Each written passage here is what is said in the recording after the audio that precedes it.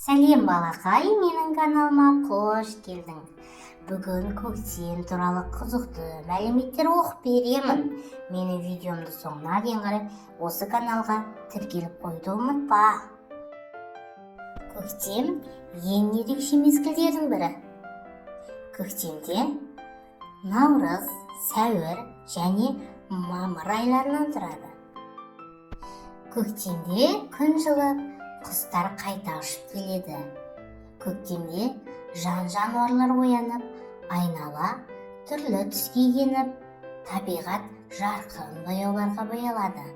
Адамдар сергіп, қалың киімдерін тастап, тіршіліктеріне жалғастырады.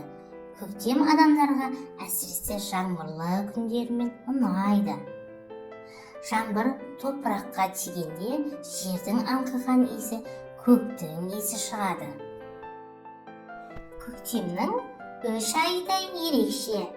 Наурызда күннің алғашқы жылы шуақтары пайда болса, сәуірде қар толықтай еріп, күн ұзарса, майда адамдардың жаздың жылуын сезіне бастайды. Көктемде қыстың ызғарлы суықтарын әбден шаршаған адам баласының жүзі нұрланып, көңіл-күй жақсарады.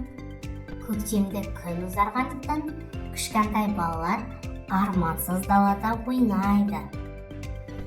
Көктемнің келуі табиғаттың оянуымен теңестіріледі.